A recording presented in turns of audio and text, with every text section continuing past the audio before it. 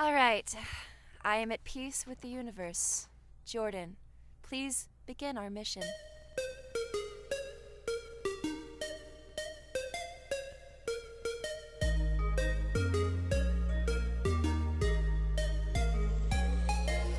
And in the conquest against the blackened souls of the doomed, his prowess was shown. In his world, the crusade, the Sophium bestowed upon him terrible power and speed. With his might, he crushed the obsidian pillars of the blood temple. He set forth without pity among the beasts of the 9 circles, unyielding, unbreaking, incorruptible. The massive Jaxblade sought to the end of the dominion of the dark realm where his heart was once born. Nothing happened. Did he win? He got massive heartburn, and that's what happened. Well, shit.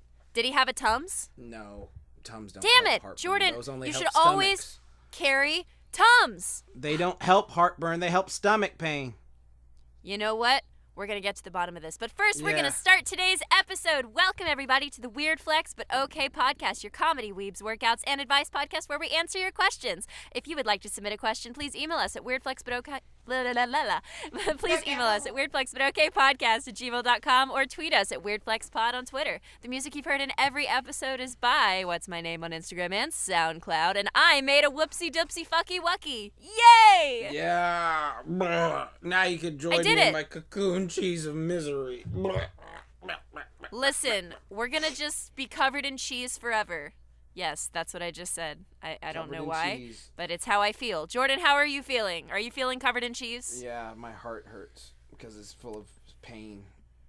Do you need us to fill an entire pool with cheese for you to lay in? Would that help your heartburn? That'd be great. That's the American way, right? Amazing acne. I just have chest pain from all the lard I ate, so I need to eat more oatmeal. That's all that'll happen. I just need oatmeal and fish oil. If you eat a lot of oatmeal, I'd say oatmeal. Are you crazy? Yeah, exactly. I knew. I gave you the alley-oop and you dunked it. There you go. Perfect. But Absolutely fun perfect. fact, if you get a bunch of warts and then you go to the world of amphibia, you'd become a celebrity. Oh, yeah. I saw that freaking frog show that people have been talking about. I'm on episode 11, and it is one of my favorite shows right now. I can't be alone with my thoughts. Well, that was horrible. I love Sprig, and I love them so much. And Pop Pop. And that one guy who died and got turned to a skeleton. Wait, I'm only on episode 11. But I haven't seen any. I haven't seen the show, so I'm just going off what I saw on Twitter. Oh, just random memes. Yeah, random memes. That probably happened. I just can't remember. Oh, okay. But yeah, I'm not too far into it yet, but I'm very excited to continue. But yeah, so what have you been doing this past week? Big pain in my heartburn because I ate too much in my chest. I need to get something. I need to get some oatmeal for my heart because it's hard to go back. Help? Yeah. Oatmeal actually helps me a lot. What actually happens is when I go away for a bit and I eat for fun food, it takes me a while to get back into the groove of eating. You gotta eat stuff that's good for you. Because I was sort of just doing this thing of I could go for a burger. Fuck, I'll put it off next one. I'll go for pizza. You know what? Some Chipotle would be nice. And so, I was naughty last week. I was fuck it. And so I was still in a deficit. I counted my calories, so I didn't put on any extra weight. But it was still just oh, yeah, I did the thing I wasn't supposed to do because I was hungry and eating emotions. So, yeah. There you go. That's what happened. Well, you know what, Jordan? I'm going to tell you something that I did recently that'll make you feel better. What? I ate 3 ice cream sandwiches for dinner last night. No, you better have eaten some pasta with it. Did I you actually did eat some pasta, too. Yeah, exactly. I had some yakisoba, but then I had 3 ice cream sandwiches. How many calories My were life each of is them? spiraling out of control, How Jordan. many calories were each of them? If they were 200, they were good. Because that's only I think it was 600 about 200. They were small. They were minis. Were they Mrs. Fields? No, I think they were... I can't remember. I think they were a very generic brand. When you say ice cream sandwiches, do you mean the normal ice cream sandwiches? Or yes. Okay, so basic it's just kind of vanilla that and brown Oreo cookie on top. Yeah, okay. Yeah. Okay, those are not bad. And they were little squares, but I ate 3 of them. That's not bad then. Those are only 150 I had 3 calories of them, each. Jordan. That's like My life is spiraling that's out only of control. 450 calories. Yeah, that's only 450 calories then. They're only like 150 each. I just need to know which ones you were talking about, and now I know. So you're good. That was supposed to make you feel better, damn it. What? I still shouldn't have eaten 3. I was just sitting there like, I'm just going to have 1. And then, like, my life was like, maybe you're not just going to have 1, Katy, you fucking bitch. You're going to eat 3, and you're going to like it. And I was like, no, I don't want to. And my body was like, yeah, you like all that. No, I actually didn't. My wicked bad tummy ache did not come. I thought that it would. It was fine, though. Okay, well, that's good. So... One thing that I did do, though, is I'm on episode 11 of the My Little Pony season 9. Oh, you caught up? No, it's episode 11. Of 9? So you of got season 9. Oh God, that's the final seasons. Oh shit, you're getting close. Close. Yeah. Dude, but you can like finally 20-something cry. episodes. Dude. Well, I don't know wait, if you'll cry. I might be further. Hold on. I'm going to check my browser history, and I'm going to tell you the exact episode I'm on. Well, heck. Because you need to watch the finale with me. I don't care. Let's see. You have to contact me when you watch the last... No, you have to contact me when you watch the last 3 episodes. The last 3 episodes is what I want you to be contacted with. I'm on the one called the Rainbow Road Trip Special. Oh, that's just a... Yeah, that's a movie. That's like an hour-long special. Oh, shit. Yeah. What? It's just placed right in the middle there, because I just watched episode 13, and then that one is... Oh, the one with Celestia and the...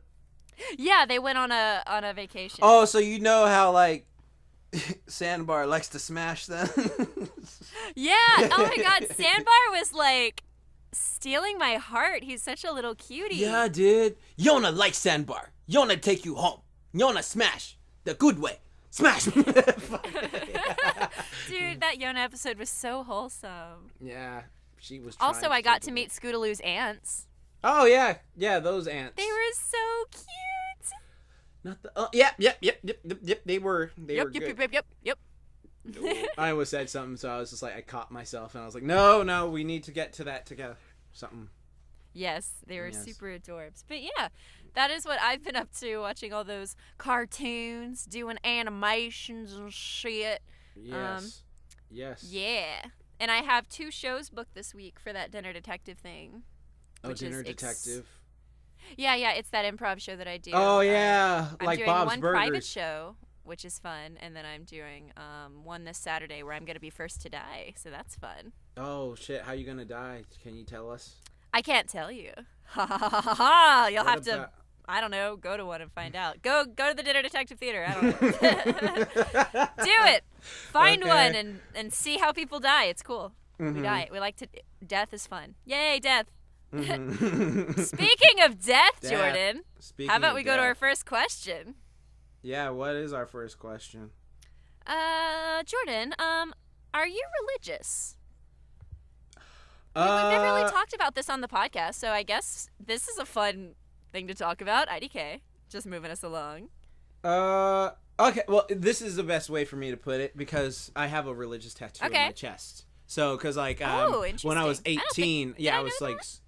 You what? You didn't know that? I don't remember if I knew that. You never seen me shirtless? I feel like, not in that way, but I feel like I've taken so many shirtless pictures that you've, like, would have seen one. I don't know. I don't think I've seen that. Yeah. No. That's really cool. Yeah. My pec, my right pec, it says Jesus is real. And it does? Yeah. On my no right pec. way. That's what? Yeah. When did you get? Yeah. Tell me the story. I'm sorry. When I was a teenager, like when I was a kid, I was always super Christian, super religious, and stuff like that. Uh-huh. And when I was 18. I was just like, you know what?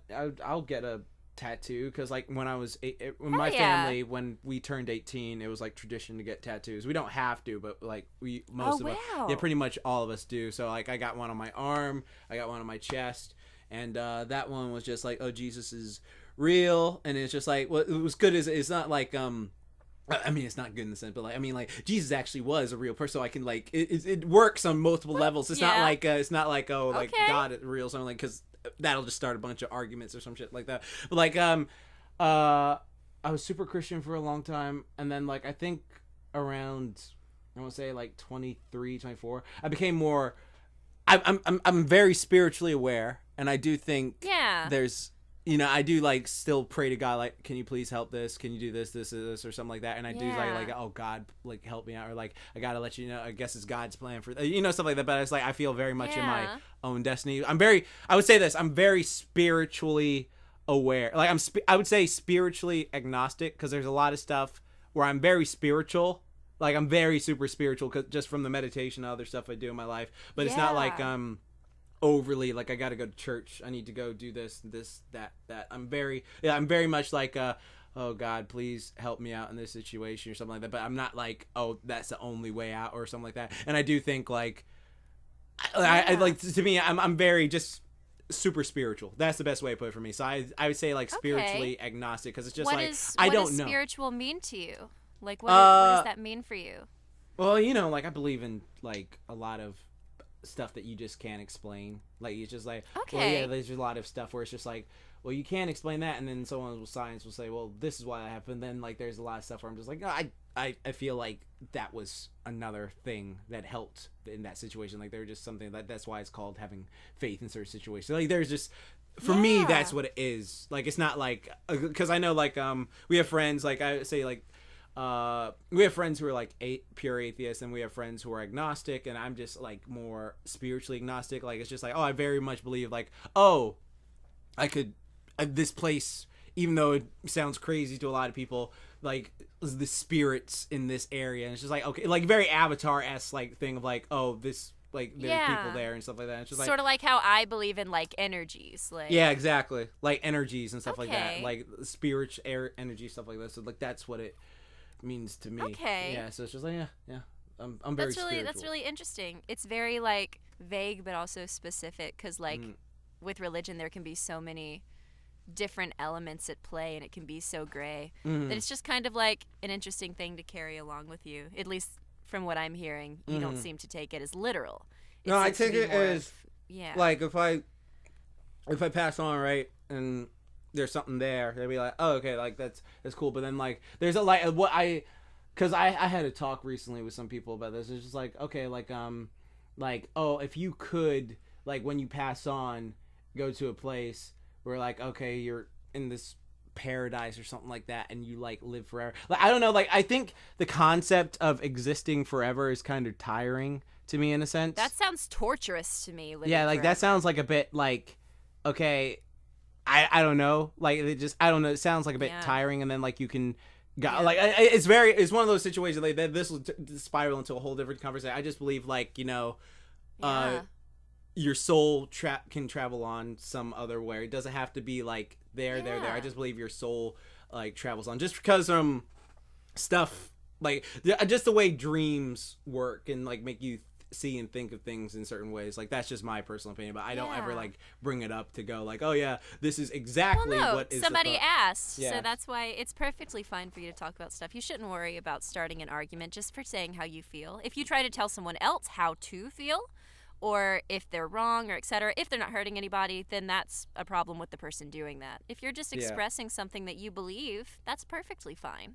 Yeah, because I remember like someone I really admire, like my favorite YouTuber, like I remember he was very religious, and like he was like super like, God sent me for a planet to do this and this and this, and it was like someone asked him to do a video on his religion, and like while he was passionate and great about like his explanation about what he believed for himself, like a lot of people in the comments was like, well, you're fucking crazy, blah blah blah, and it's just like, and then like he actually doesn't upload anymore because like he used to have like a really non-toxic fan base, but just because he like opened himself up like that and showed like, oh, this is what I believe, and then they all like majority of them, not all of them, like they like turned on him like, oh, you're fucking, it's just like, okay, that like really hit him deep, so he just doesn't upload anymore. But yeah, like that was a guy, and it was just shit, just whatever. Yeah.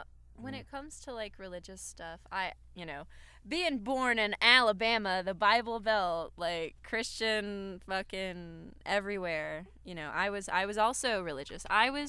When I look back, I was the type of the religious that was scared. Mm-hmm. I was the one that believed the fear. Oh yeah. And the uncertainty. Mm-hmm. And so I went to like church and all that stuff, but not like on Sundays. Like my parents didn't make me do that. Mm-hmm. But when I would go to youth groups and stuff, like it was mostly to see my friends. And most of my friends were actually atheists, but we would go to the youth group at church and they would like smoke weed and do all this stuff. But I would be like, well, I believe in God. And they'd be like, but why? And it was because I was afraid of like the lessons that the youth pastor would teach us. And, or not that youth pastor. Our youth pastor at that church was pretty cool. But when I went to like earlier ones, like, you know, there's a lot of fear and stuff. And for a long time I kind of subscribed to that.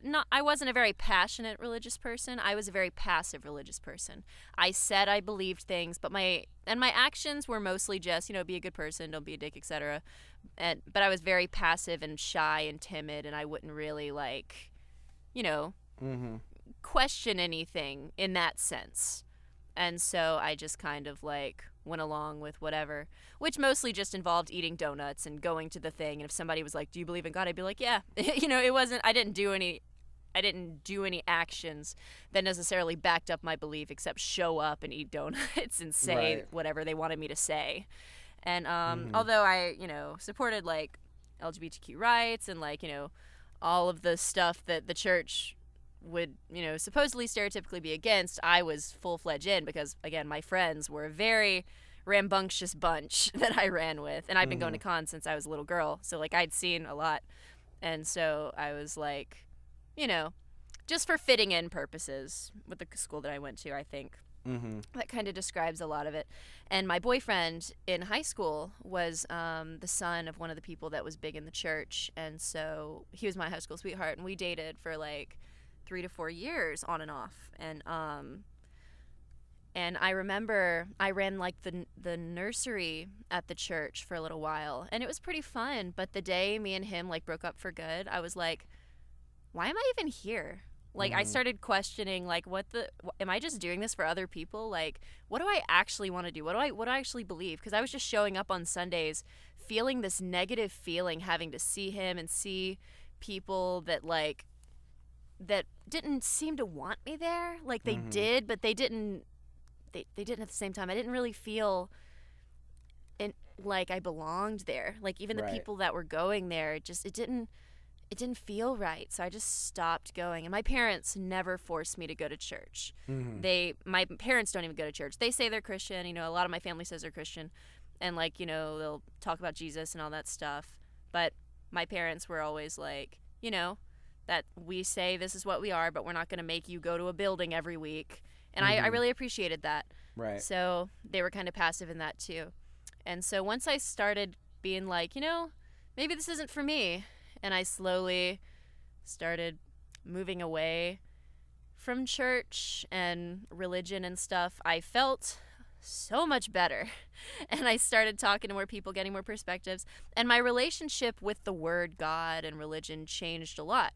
And I think what spirituality meant for me was more about empathy and human connection. And the word God to me symbolizes what I think humanity was trying to capture in the stories they tell through the Bible, in that God represents love and hope. I think the word itself, in every language there is a God, and to other cultures it represents something for them. And I think what the message that all of humanity tries to get through in their own version of God is, you know, we need to have each other. We need to hope that things will be better. We need to have something to believe in. But hope is correct. Things, if the curve of history proves that hope is correct. You have to push forward believing there can be more in order to create more.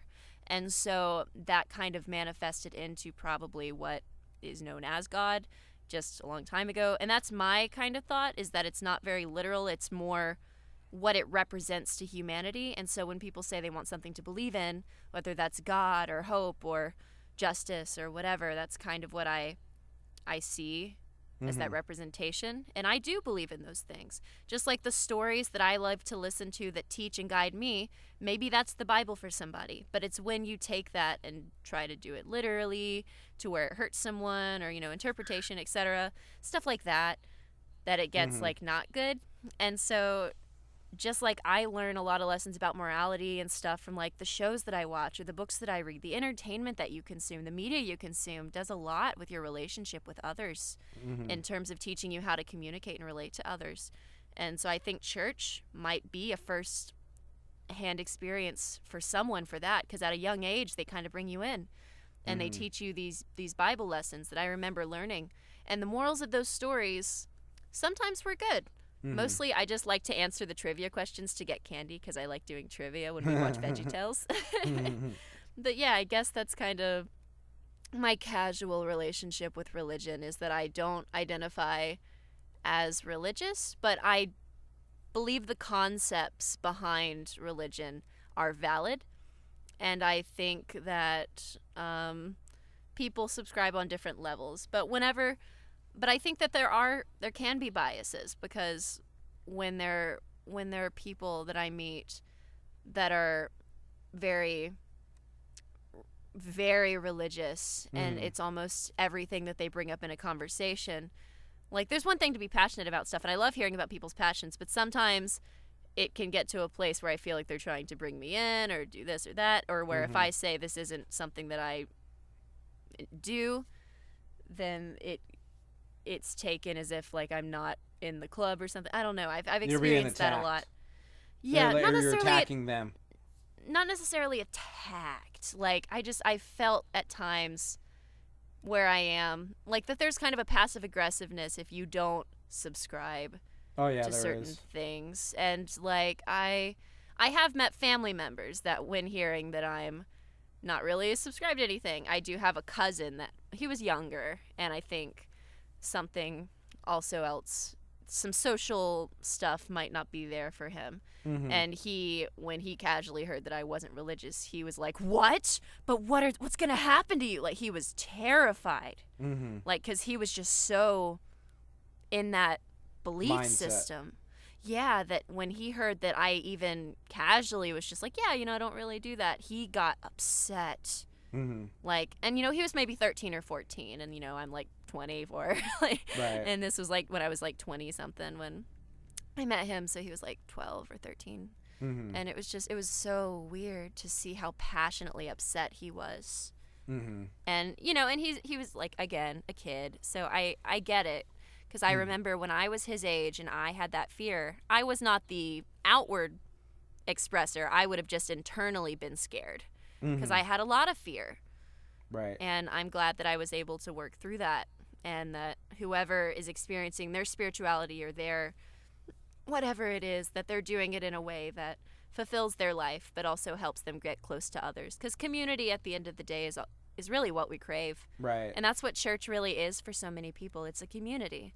The older you get, sometimes the harder it is to find communities that really understand you. And religion has just kind of been a pillar for a lot of generations of creating a found family, in a sense, sort of like me in conventions. Right. And sometimes it can get a little out of hand, and those are the times when it's not okay. Right. But overall, yeah, those are my thoughts on religion. Okay. Well, that's just valid. A very chill conversation about it. But yeah, on the talk of energies, I really I think when it comes to like social stuff, there is kind of like an energy that you feel when you're with people, right, that like can almost be manifested. Like, you can almost describe it physically. Like, when you connect with somebody, you just feel a positive energy. Like, you feel like you can be close to them. Like, when you can just be quiet, when you can just be with someone and not even have to say anything. Exactly. That's like such a good energy. Like, I don't know if that would count as where spirituality. Where you don't feel awkward. Like, you don't feel like you gotta go boop-a-doop-a-doop, stuff like that. Like the way that your emotions manifest in certain situations. Like, there's an energy to a lot of stuff when it comes to humanity that I really believe in. Yeah, I agree with that too. And yeah. That's nice. Yeah. So I guess we can go to our next question, since I hope we answered that for you, brave question asker from Twitter. Yes, brave ass on Twitter. Thanks for the question. Yes. So, Jordan, take us to our next question, if you will. And this is a lovely, calm episode that we're having, I'm noticing. The calm episode we're having. Okay. What made Very you chill. cosplay your fave cosplay?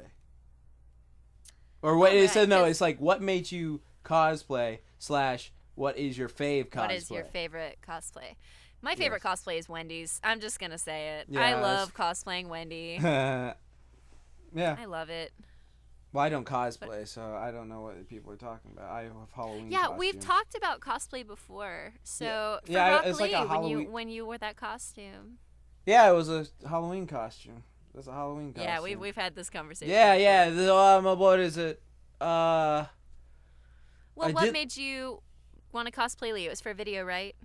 Yeah, I only did it for my YouTube videos because I thought it would make me. I thought it'd be more fun if you actually see someone dressed up instead of like, "Hey guys, let's do this workout and stuff like that." It is fun. Yeah, and so I was like, "Yeah, let's do this," and it's like, "Oh, that guy's dressed as a character. He's doing the workout as that character. This is fun. I want to do it." So like that's why I like doing it, and I like to have the finances to buy the costume. So like I like the fact that because there are so many videos I go back to when I wasn't making like good money. I'm not saying like, oh, I'm a baller or anything like that. Like I make enough money to support myself, but it's just like there are times I go back and I'm like, oh, I really want to do that again. Like the Korra workout I did. Like I did the most bootleg Korra costume I could. It was like a gym shirt, those basketball arm sleeves that were blue.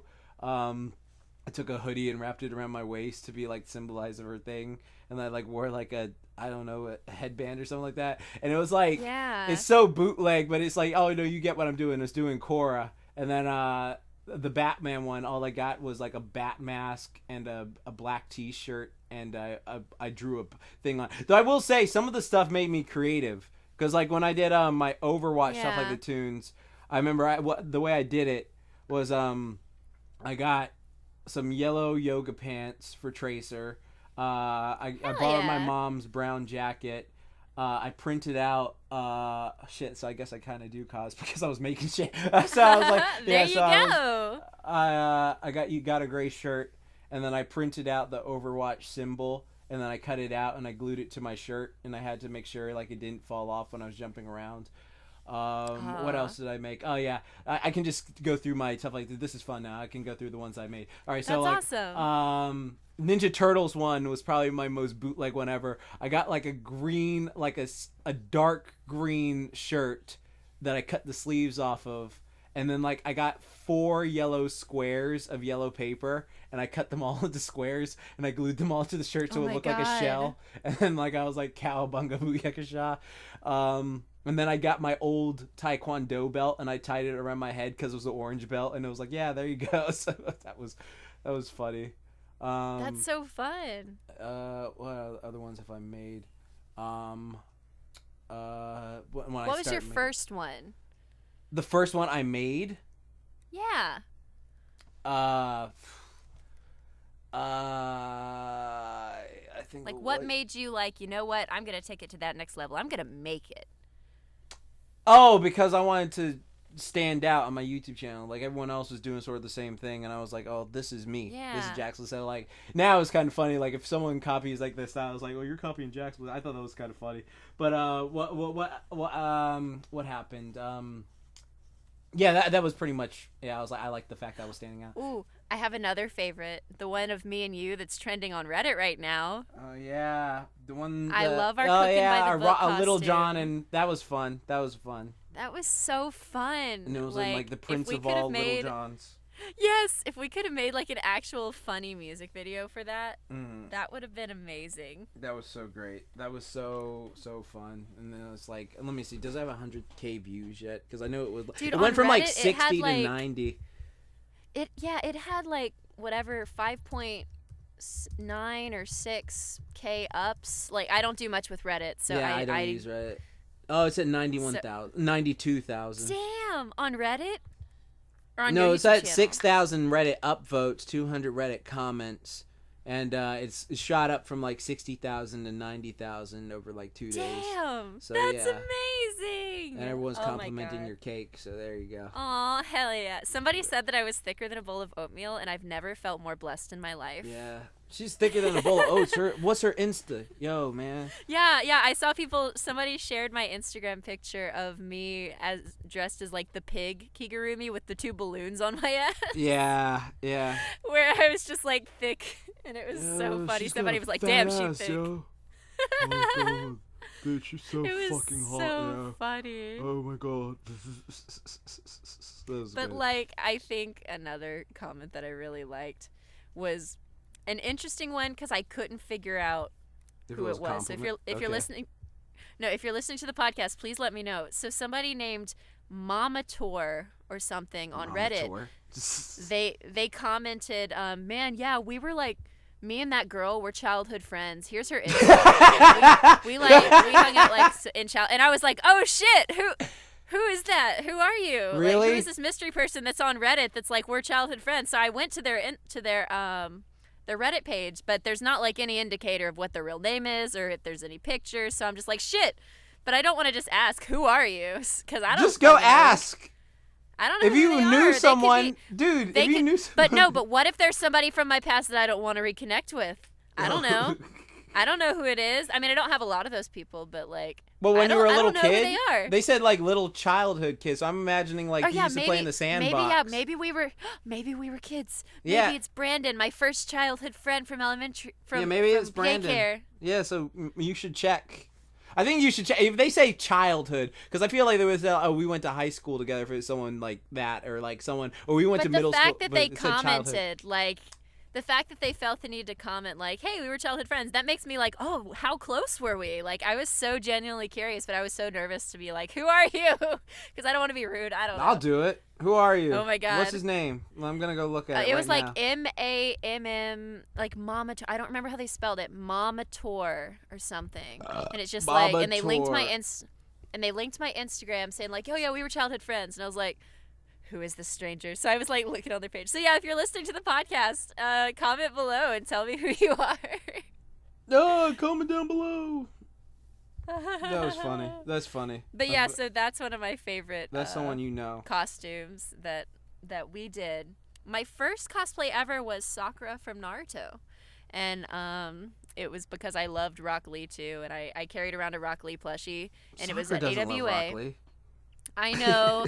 At the time, I was a young weeb with huge hard eyes for Rock Lee and Sakura, and listen, I'm living my best life. Okay. So yeah.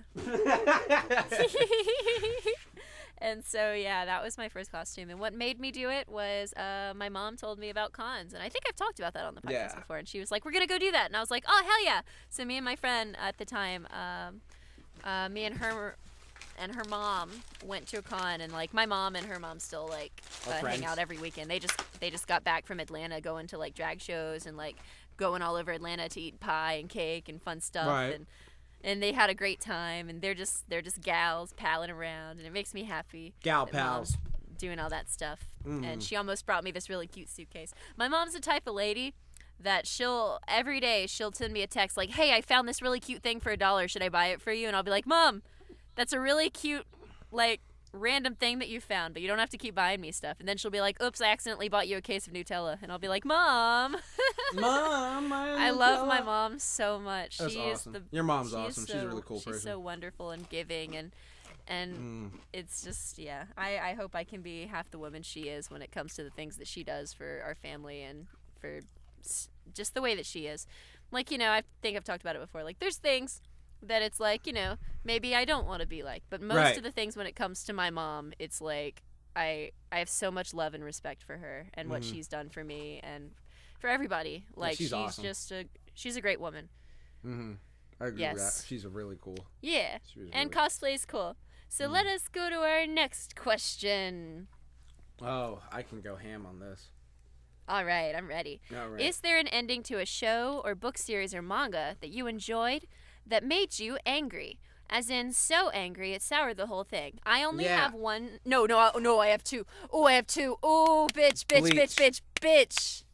Oh, then I guess I have three. Yeah, shit. there you go. Yeah.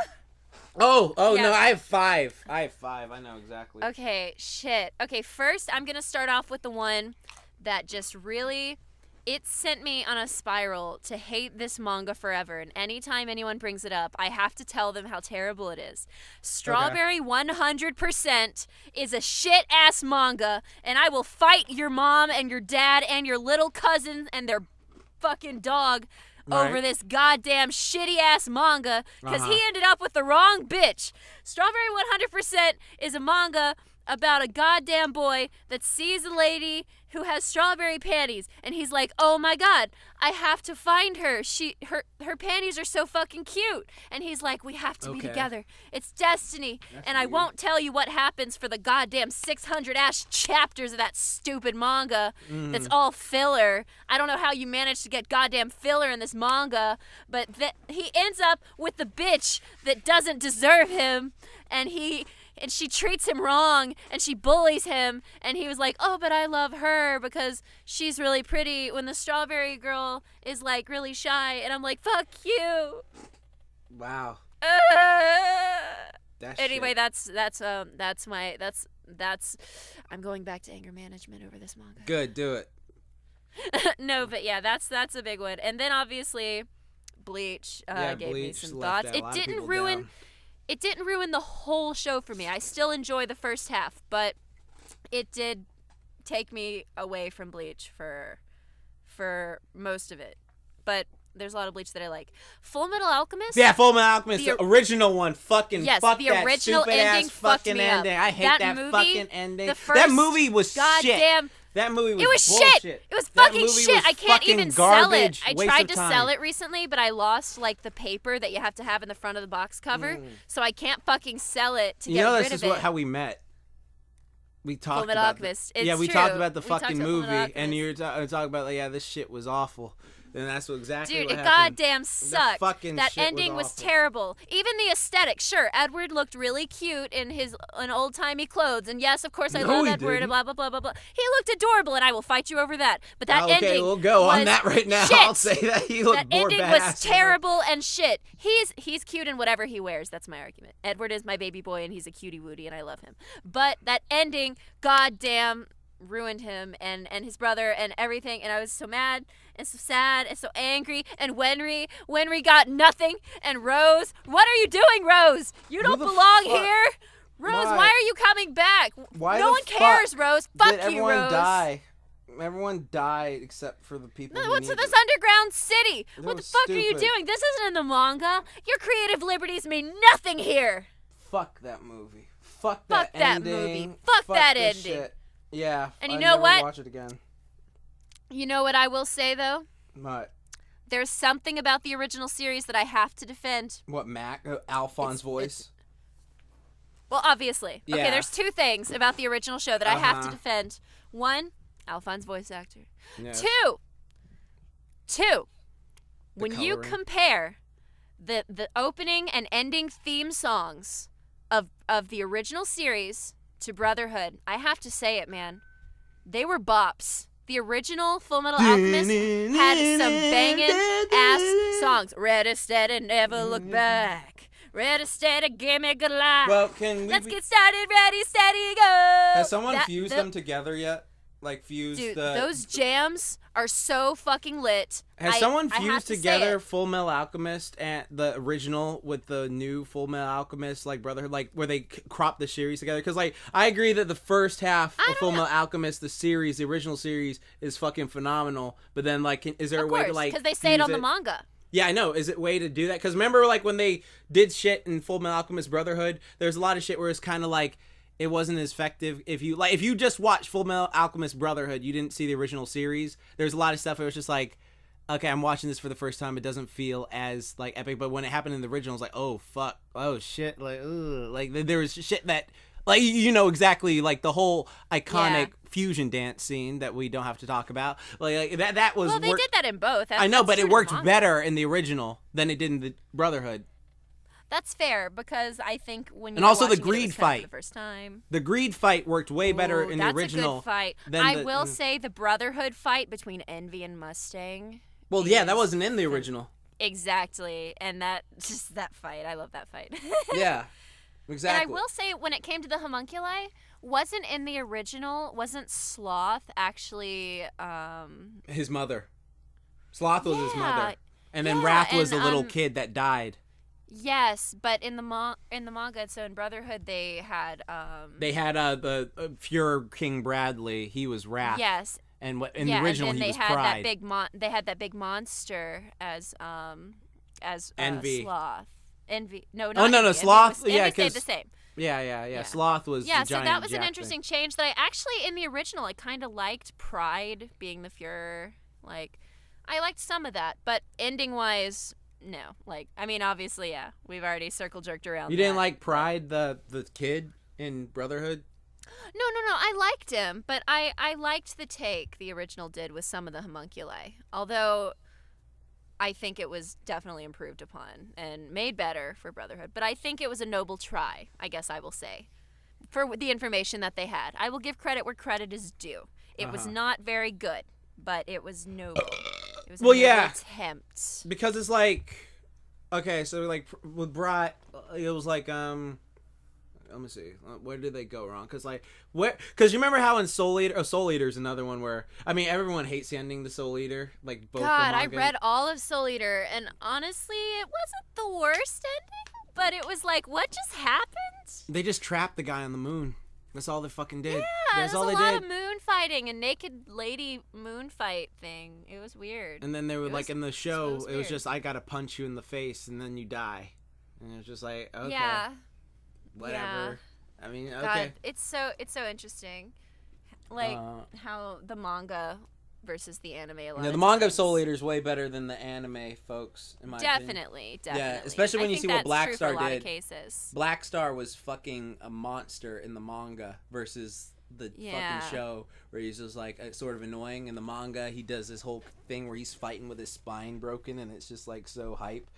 They also didn't have the Rule 63 thing, where they turned to girls or their guy self, and then the last person turned back was the horniest you wanted person. that to be animated. I wanted that to be animated so bad.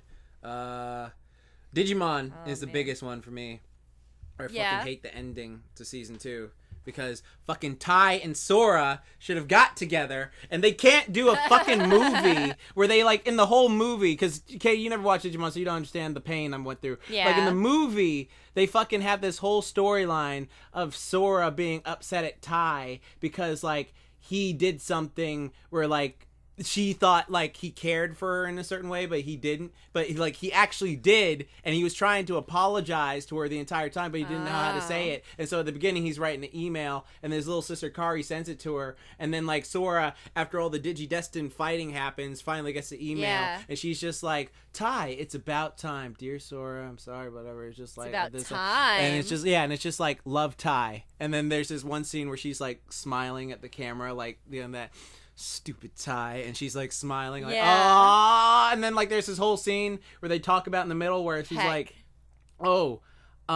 Tai is playing soccer now for high school, and Sora's still waiting for him to call. And then there's this whole thing like in the TV series. This fucking triggers. I can't watch this episode. It makes me so mad. Like so like what happens is the new Digidestined, they're like, hey, we're going to bring the original Digidestined, their Digimon back for Christmas. And they're like, okay, yeah. So they bring them all back, and their original Digidestined, they're like, got all their their Digimon, and they're like hanging out together. And there's this part where Sora is going to Matt's concert, because Matt is like this movie rock star. Not like he's a rock star now. She's just like, and Tai goes up to her. This shit fucking triggers me. I get mad talking about it right now. And she like is waiting for him outside the door. And then Tai goes up to Sora, and he's just like, "Oh, hey Sora, how you doing?" And she's just like, "Oh, hey Tai, how you been?" And he's just like, so Matt's concert's going on. Did you are you going with anyone?" She's like, "No, I want to be available if Matt like comes like around." And he's just like, "Oh," and so he's like, "You know what? I'm okay." She's just like, "You're not mad at me, Tai?" It's like, no, why would I be? You go and like say hi. And she's just like, "Thanks, Tai." And then like Agumon's like, "You could at least leave the cookies," because she brought him this whole thing of cookies for Matt and her to like share. He's like, "Don't worry, I'll make you your own special batch." And then like Tai's just like, "Yeah, that'd be nice." And then he like smiles, and then Agumon looks at him. He's just like, "You know what, Tai?" And Tai's like, "Yeah, you've really grown up." And it's just like, fucking man, god damn it. At the end, like they got together like fucking Matt and Sora, and it pisses me off because Tai and Sora were OTP. That was my first OTP. I never will get rid of it. I'm gonna be a grandfather, and then like my kid will be like, go up to my son and be like, Dad, why is Grandpa Goku? Why is Grandpa Jax always so frustrated if you talk about Tai and Sora? It's just like, oh, don't bring that up around him. If you want to like dissipate it, just talk about Naruto and Hinata because that like actually went together. Because I remember like I was rooting for Naruto and Hinata, and I was like, when Naruto and Hinata got together, I was like, you've been avenged, Tai and Sora. But then they made Digimon You've been avenged, Tai and Sora. I was so salty. I will never let that shit go. I'm a 28-year-old man, and I will never, ever let the fact that Tai and Sora fucking deserve to get is piece of shit. Why the fuck did she choose Matt? Matt was this fucking, I'm the douchey cool kid. Tai was so much the anger fucking, in the room with God. People. No, she, and I don't care. Am I crazy? Am I fucking crazy here? No. They deserve Jordan, each other. You're valid, and all of your ships should come true. It's okay. Go write fan fiction, Jordan. No, I did. There was this great fanfic I read, and it was at the exact scene. It wasn't fan. It was like a comic. And what happened was, this shit gets me more triggered talking about it now. She what happens is she goes into the room where she's walking up to Matt Singh, but in the comic, she stops for a second, and she remembers all the things Tai did for her. And how she remembered him. Yeah. And then she's like walking. She is like, remember this one time she's like, just like me, not to bring a raincoat. And Tai was there. He's like, hey, Sora, what are you doing? Yeah, so you did really great during soccer day. And she starts reminiscing. And then she like walks back up the stairs and Tai is walking away. She's like, Tai. He's like, Sora? And she walks up to him and she's like, no, you know what? On Christmas, we need to be with the people we love. And then they like kiss and they go, and I was just like, yes, that should have happened.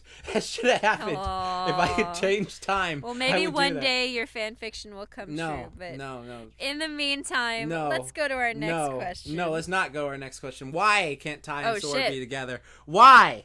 Oh shit! They deserve Jordan's each other. Take it over. No, they fucking deserve each other. The weird ship, but okay podcast now. Fucking bullshit, man. It's bullshit. Get this shit out of my face. What is this? Help. No. Jordan's destroying everything. He's destroying the studio. What the fuck is... Get out We're of my in a face. studio, by the way, totally. Oh Fine. No, not the painting. Jordan, no. Don't.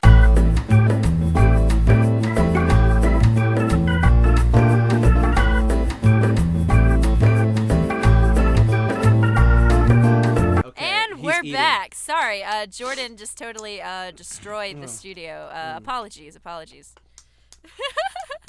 Yeah. Well, anyway, Jordan, let's go to our next question now that you're done burning all of the cats alive that were living in our studio underground. Yeah. So our next question, as Jordan calms down while he crunches on the shrimp that we conveniently bought him. This is what Katy gave me to calm down. I gave him shrimp.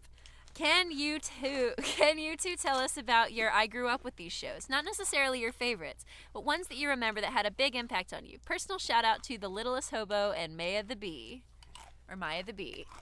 All right.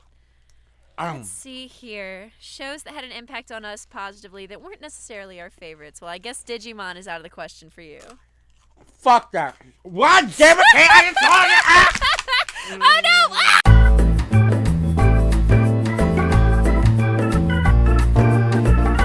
You seriously edit this in, I will make me laugh as fuck. I might. I just might. Yeah, do it. If you do that, that'd be funny. All right. So, what's shows we grew up with that had an effect on our lives. Oh, I loved Wonder Pets. That was really fun. Well, like Littlest Pet Shop? No, Wonder Pets. Wonder Pets. We're on our way to help a friend and save the day. We're not too big and we're not too tough, but when we work together, we've got the right stuff. Is this an Alabama show? I guess so. Okay, Did you not watch Wonder Pets? Show. Okay. I watched a show called Arthur growing up. So, yeah, that was it. Oh, I loved Arthur. Oh, there was also, I guess, because there's a video of me doing stuff to this when I was a kid. Street Sharks. I used to love as a kid. Fucking buff-ass muscle sharks. Ooh, Shaolin Showdown. Shaolin Showdown was a good one. I loved Kimiko. Yeah, the white girl who pretended to be Asian. Oh my god. Marky, what? Was so cute and I loved her. Yeah. Ninja Turtles. I'm a colossal Ninja Turtle fan. I've seen every episode of the 1987 one, the 2003 one, the 2012 one. I can tell you anything about Ninja Turtles. The Sweet Life of Zack and Cody. Oh, Specifically, the Aaron Carter episode of The Sweet Life in Zach and Cody. I loved that goddamn episode. What about when show. Aaron Carter was on Jimmy Neutron? I don't remember. It's a hit, baby.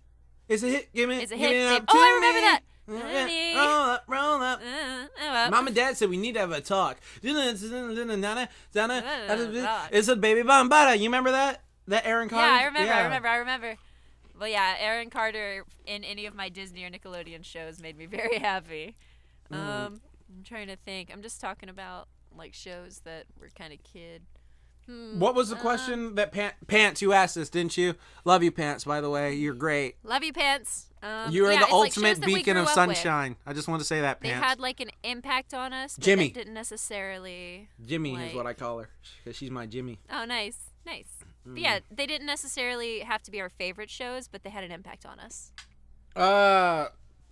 Ninja Turtles. Here we go. It's the Lean Green Ninja Team. On the scene, cool teens doing ninja things. So extreme, others who are like laser beams. Get rocked with the shell shock pizza kings. Can't stop these radical dudes. Secret of the ooze made the chose a few. Emerge from the shadows to make them move. Good guys win, the bad guys lose. Leonardo's leading boo. Does anything chance to get his ninjas through. Donatello's a fellow got away with machines. Raphael's got the most ever tuned machines. Michelangelo, he's one of a kind, and he knows when to find one his party time. Must splinter town every single thing to be one lean, mean, great, incredible sheen. Teenage Mutant Ninja Turtles.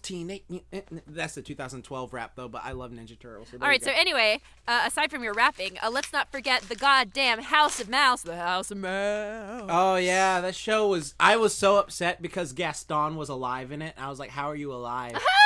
How did you alive? Like, how did you live? How did you live? How did you alive? You remember House of Villains? That was the hypest thing ever. Yes! That was the hypest thing ever because, yeah. like, all of them teamed up and they were like, yeah, we're going to take down the House of Mouse, but they were still watching. Yeah, it was so good. Was Scar alive in House of Mouse? Yeah.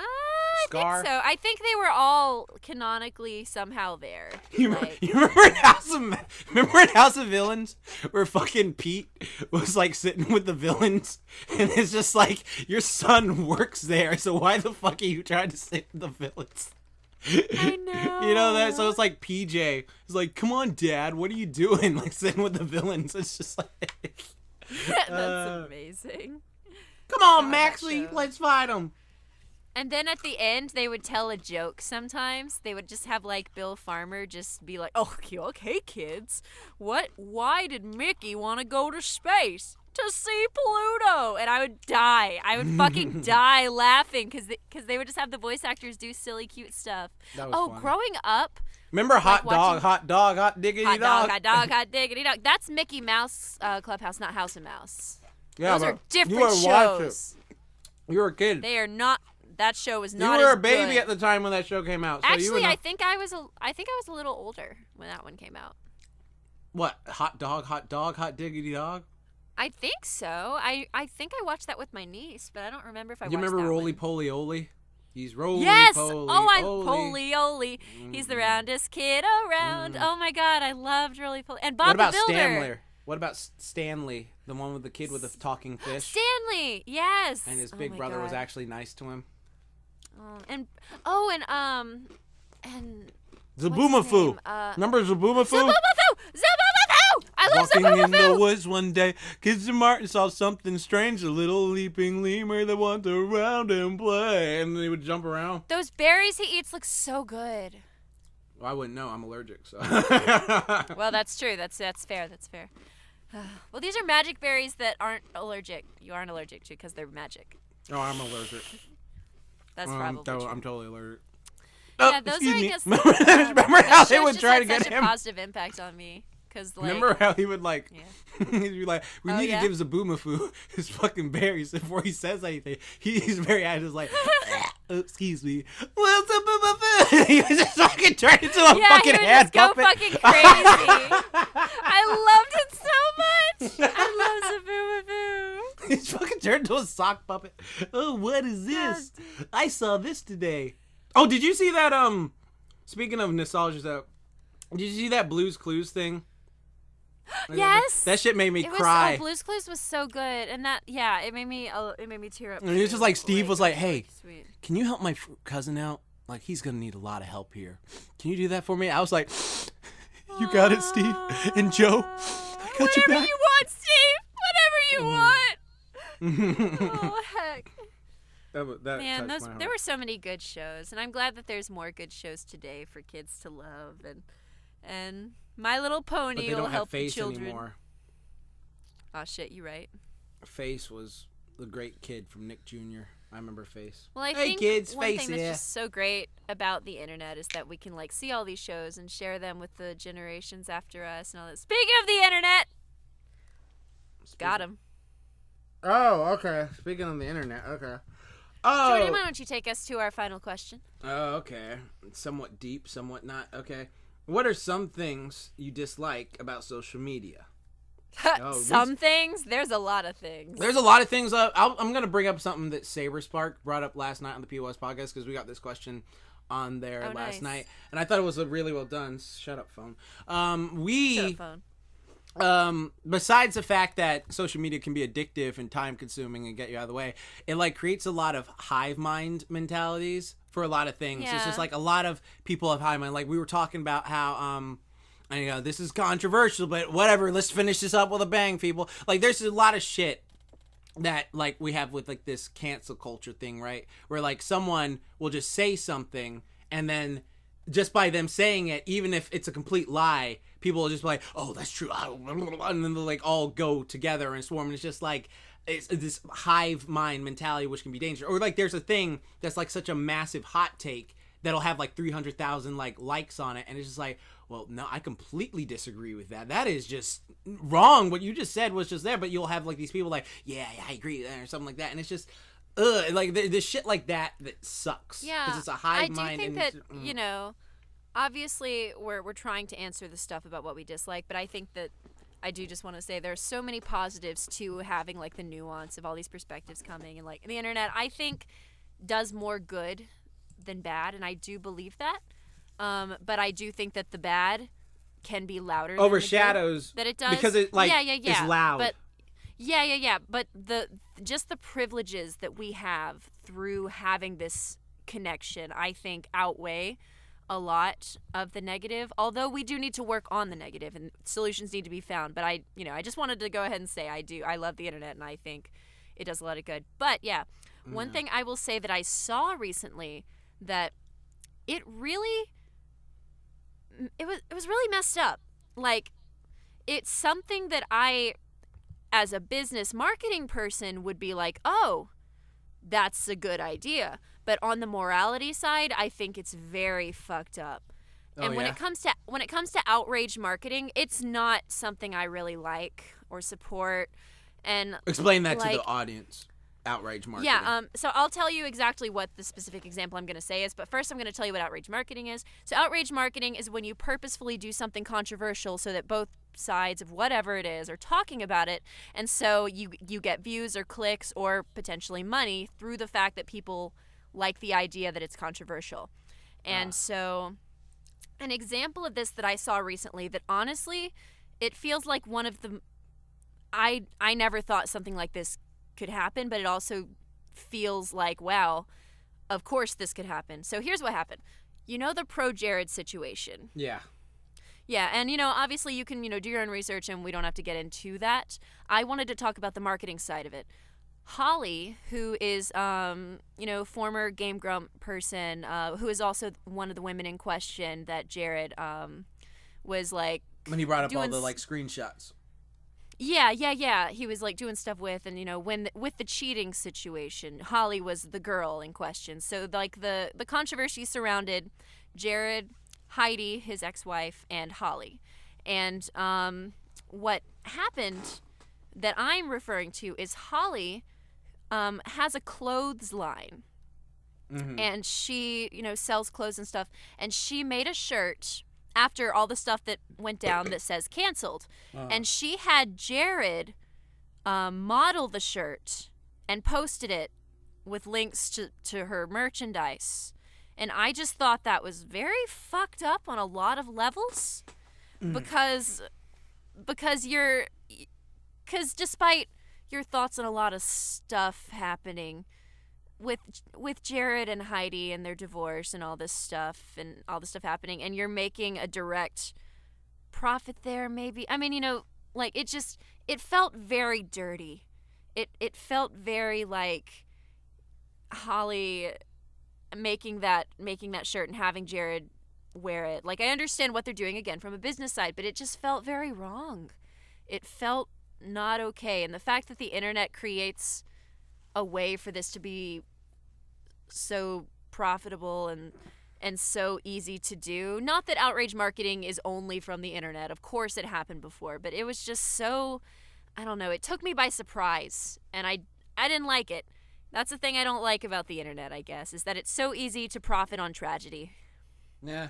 Like, that whole thing, like, the whole pro Jared and hell, the anti-ignore thing, like, that's one of those scenarios. I actually talked in depth about our with a mutual friend, like Hirasashi, a couple days ago, where it's just like, that was one of those moments where I got wrapped up in a situation that didn't concern me personally, because it was like, there's like a bunch of stuff where it's like, oh, I judged before, like, I knew full story. Like, I didn't know each side of the story. I was just like, I read this entire thing. I was like, wow, that's really fucked up. And then, like, you know, I just went from there, and then, like, you see the other side, and it's just like the same thing with the Andy Signor thing, where it's just like, where he actually has evidence. Like, that's why I'm very much like, this is my honest to God philosophy, like, now, just from the thing, because I've been a mistake in the past, stuff like that. It's just like, they brought this up in Stranger Things season 2, where they're like, they're trying to get people to believe that, no, Barb died because of this, and, like, the guy says, it's not about what you say, it's about what you can prove. And that's, like, really, really fucking hard, and it's, like, really hard to, like, say, just, like, yeah, because there's a lot of variables that go into it. Like, you can't just say, like, yeah, and there's a lot of situations where you don't can't necessarily yeah, exactly. have, there's a lot of stuff you don't see coming, but it's just, like, there's so much stuff where it's just, like, okay, this horrible thing happened, and you're going out, and, like, you need to know, like, this is the repercussions for this, especially if it's a lie. Like, especially if it's a lie, like, you're just like, oh, this one person did this thing to me, I'm gonna cancel them and make up this like entire lie about this, and it's like that could potentially fuck up their entire life, and like they won't be able to do that. And that's just like, and we don't have to go into the full situation. Yeah, exactly. I'm saying, like, yeah, exactly. I'm saying, like, it's up to you. Like, I'm just gonna say this part, because I really do believe, like, a lot of people get so heated on focus on, like, oh, this side, and, like, to me, it's just like, if you're truly neutral in situations, that means you just keep your mouth shut. You mind your shit. Like, if something happened to a friend, like, oh, for instance, I'm just gonna say this: if something happened to, like, a close friend of mine, and they came up to me, and I was like, okay, that is fucking horrible. Do you have any proof? How can we, like, prove? Is there a way we can get evidence, like phone stuff, like that, anything like that, at all? Because it's just such a massive, like, thing. Because that's the thing that sucks, and it's like the fact that, like, we can use the internet to take down people like, you know, Weinstein or like Cosby. That's great, but then when you, like, put people on blast because, like, oh, I just didn't like what this person did, that's where I'm just like, okay, now fuck. No, yeah, that. for sure. There's extremes of it that aren't okay. That's like some horse shit. And it's good that we are able to make people accountable, but sometimes things can get out of hand, and you have to understand that there can be a balance, but it's hard to do that with certain segments of the internet that are sometimes louder. And, like, with the Jared situation, please, like, research it if you want to, or just don't care at all, because honestly, either way is valid. Like I'm not personally a fan of Jared's. Like I did all of my research. I watched every video. I read every tweet. I read everything. And I've come to kind of the opinion that, you know, like, there's some stuff that I don't believe happened that people say happened with Jared. And there's stuff that I believe very much happened with Jared. And some of that stuff is enough for me to be like, you know, you live your life. I don't want to be near it. I think you need help. And I think at the end of the day, it's okay to just be that way. You can't care passionately about every single thing happening.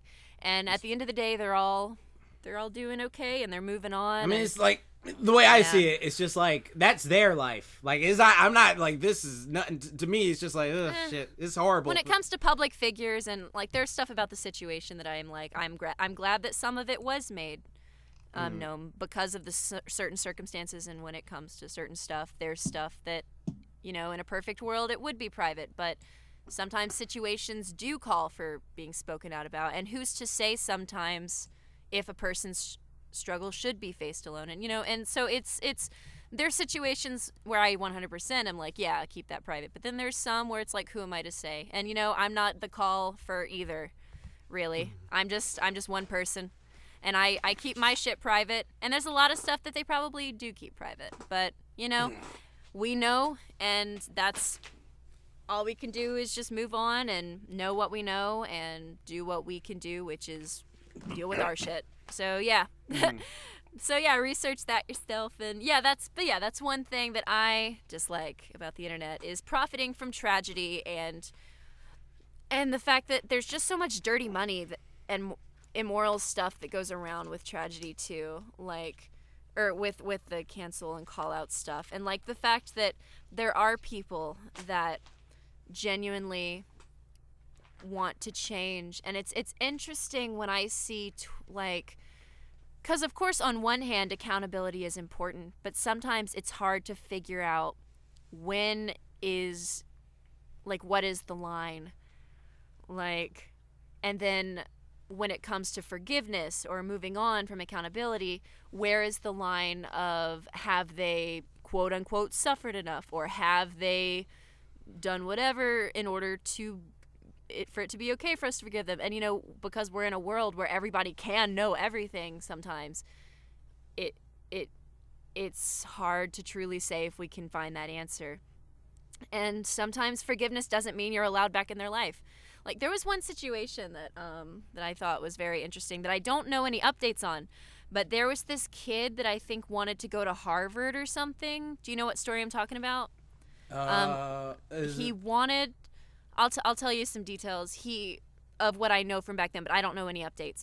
He wanted to go to Harvard or so. It was a big one of those fancy ass colleges. Mm-hmm. But there was a video of him when he was 16 or something. Oh, doing the stupid shit when he was a teenager. And he said, a not good word, but he said it in a very context of what you're doing. But then he was 19 or so not very many years have passed. It's not 50 years passed or something. It's just a few years pass and he's trying to go to Harvard or something. And so what he does is he makes this apology hey, I fully admit that was wrong and not okay. I was a kid and this is not okay 100%. I completely disown all that was wrong, and I will apologize to anyone I need to apologize to. And they wrote a letter to Harvard or something.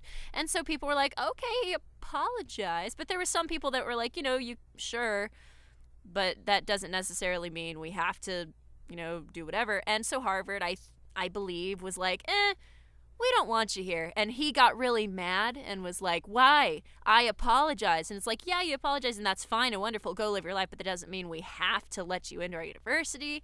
And so it became this controversy about, and that's what I want to know. I don't know what the update is. Did he ever get into Harvard? What's he doing now? Because he was just making this big fuss about how he apologized. But then when his apology wasn't accepted by Harvard, he was but why? And he got really mad. Because I guess he was well, but don't punish me for trying to be better. And I can agree with that. But just because you're trying to be better doesn't mean someone has to let you in. You can be truly wanting to be better and not do stuff, but that doesn't mean that people have to let you back close to them or do whatever. And that doesn't mean a school has to accept you. They can believe that you're truly trying to change, but they don't owe you shit. So I don't know. Do you remember that situation? I think I do. And my whole philosophy on that is just because then there are people Brother Nature, where remember in his early Twitter, did you ever see that whole stuff with that guy? I didn't. What happened? So with him, when he first had Twitter, I think he's only in his early 20s or something like that. He was a kid and he was posting all this Nazi stuff, and it was oh yeah, Nazis are great. I can't believe the fucking thing. He was just talking about this, and it got public. And for a while he made this thing private, but then he just did an apology, I was a stupid kid and said those stuff. Same thing with the James Gunn situation, where he would say all these stupid, very much to me those jokes were just drawn together South Park level jokes, stuff like that. But since we're in such a PC age, people went back and this isn't right, and so they were oh, that's not funny. It's just they were just jokes from back in the time, and so that's how they had to apologize for it. Because to me, again, I feel there's some things where I'm yeah, that was kind of messed up and you can acknowledge it, but there are sometimes I'm just okay, that was very clearly hyperbolic. It wasn't meant to be taken seriously. You can read the subtitle, just see that, but people just go, no, there's something wrong with it. And then that's where I get annoyed, because it's just if someone is trying to like, okay, I said, because like shit, I've done shit in the past before. Like hell, there are people I've probably like I'll admit I've beat the fuck out of because they like said something wrong to me, and I was like, was it right? No, probably not. Am I sorry about it? Yeah, there I am. And it's just like, if I like something happened where they like bring that up as like, oh, you're a bad person because you did. No, I grew. That's what happened. I matured, and it's just like, no, I can see. If you honestly see it, it's the people who feel like they can't. It's the people who do bad things, but then they do still continue to do bad things, like they didn't grow or learn or mature or anything like that from it. And it's just like, yeah, that's where, and those people that you did hurt don't necessarily, if they see that you've changed, they don't necessarily owe you forgiveness. Yeah, they don't. Or owe letting you back in their life. Yeah, exactly.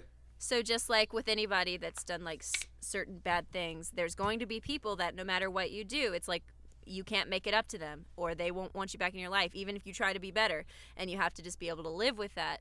And that can be kind of extremified online when it comes to some stuff. And there are situations where I'm like, come on, dude, like this isn't important. But there are some situations where I'm truly not sure what to think, where it's like the stuff they were posting was very serious, but then they say that they're better. But I'm like, I actually, in this situation, am unsure what to think. And I don't know if you should be punished for what you very seriously were saying. Because there are situations where I think it is serious, but there's a lot of situations where I'm like, okay, come on, dude, shut the fuck up. Like, I do find that balance, but I'm not perfect in understanding what the solution is, but I can say it's something that I wish there was a.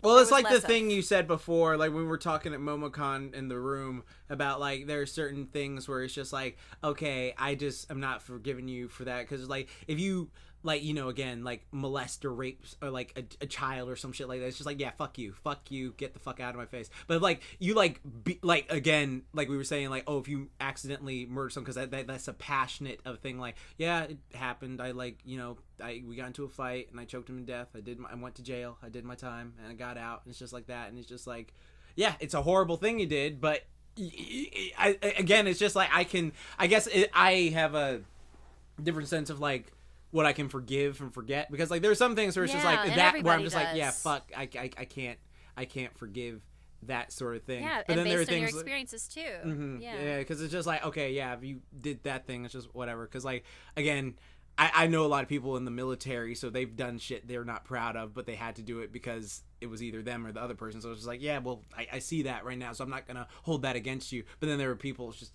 there's just so many variables in this scenario, because like me, when I see those things where it's like, oh yeah, like for instance, shit with me that I think, and like, I'm just gonna come out and say it, it's like there are some people I follow where like the only thing I don't like forget, I feel like, no, that came from a place of like there was something in you right there that you are like probably got away with for a while, but if you came loose with it, like if you came up to me, or yeah, here's an example. So like someone was like you go on their Twitter and you see like, oh, they're just saying like N-word this with the hard R at the end, and they're just like saying like all that stuff in the past, and then like they never once brought it up, they just like, oh yeah, that was fine. Then yeah, it's just like, yeah, to me you're sort of a piece of shit. But if like you came up to me and you're like, so I have a confession to make. Okay, so when I was younger, I was very full of hate, and I was very full of just like, I don't like this, I didn't like these type of people because of this, and I was horribly wrong about the entire situation, and it was just fucked up, and I don't acknowledge it was right, but I did say stupid things, and I generally just want to apologize for that. And if it came out before and I was just like, I didn't know, then I'd be like, okay, yeah, I forgive you because you've changed now. I know you as a person. But like if those just came up on the spot, I'd be like, what the fuck is this? It's just like, yeah, but that's a situation where you would be privileged enough to know this person and have them apologize to you. But on the internet, you don't always get that chance. Exactly. They wouldn't necessarily get that chance to be personal. So you don't know if they're genuine. There's so many variables of not knowing. Exactly. That's what I'm saying. It's so yeah. But yeah, I think those are kind of some things that we dislike about social media. Some of the cancel culture stuff, and like not letting people grow out of who they used to be. And I think that there are times where it's valid to call out injustice when it is there. And sometimes someone's past can be an injustice worth bringing up into the present. There are times where that is valid and is needed. And people like that are important. But understanding when to draw the line and where is something we're still struggling with. And even I don't have that answer. but I think that the internet does create a tool that allows us to do a lot more good than we were capable of before. And I hope that we can learn to utilize it better as what it is, a tool, not a weapon. But people are stupid, so maybe we'll see. Yeah, you know, humanity will always find a way to abuse something. Yay! So humanity sucks. That's a great way to end today's episode. You can find me at Jordan Jaxblade Downs on Facebook. You can find me at Jaxblade Fitness on Twitter. You can find me at Jaxblade everywhere else. There you go. Perfect. Yay! You can find me at KaniDay on all the things, KaniDay official or blah blah blah blah blah. You can find me on Kirby Productions, KWBY Productions. We just released a new episode of Perpetually Ajar. You can also find me on Dr. Crafty, woohoo, and on Twitter and all that bullshit. Please follow us at WeirdFlexPod on Twitter and YouTube, WeirdFlex But Okay Podcast, and email us at weirdflexbutokaypodcast@gmail.com. Comment below. Do all the cool shit. We love hearing from you. Honestly, it makes my day when I see a tweet or like an email of people talking about the pod.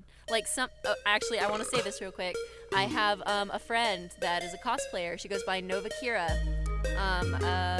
She does a lot of booty stuff on Instagram, and she just gave us a shout out in a little cake video that she's going to be releasing soon, where she does some stuff. Like I'm just gonna leave it at that. Okay. It's not out yet. It's gonna be coming out like in the next week or so. It's her. What's her Instagram? NOVAKYRA. You had looked it up a while back, and she is a cosplayer that likes to do booty things on Instagram, and she's releasing a video on her YouTube channel that she also has. And there's going to be cake involved, lots of it. And somebody from our podcast went and commented on one of her pictures saying that the Weird Flex But Okay podcast sent them, and to whoever you are, bravo. Thank you for going and supporting her. Yeah, she's my friend. Yeah, so I was saying, like, you... Oh, well, wait, so what do you mean? So you said someone from our podcast? So there's only 2 people on the podcast, so it's just like... No. Oh, Somebody... Jordan, you know what I'm saying. Somebody that listens to our podcast went and commented on one of Karen's things. Okay. They went and commented on one of her pictures and were like, "Hey, the Weird Flex But Okay podcast sent us. Your booty's really cool," because she posts a lot about her. Booty, yeah. I remember every day it's a different booty selfie. Like, go support her. Go watch her video about cake. I'm not gonna tell you what's gonna happen in the video. It's pretty implied. Okay. And yeah, so that was funny. Okay. Cool. Yes, I wanted to just mention that. So yeah, that's a wrap, everybody. Go eat some delicious food and have a great rest of your day. Hope you enjoy this episode. Yeah. You got any words of wisdom you want to drop before we leave, Jordan? Go lift some shit and stop being fucking lazy. Hell yeah! There All right. You go. Have a good day, everybody. Have a good one. Love you guys. Bye.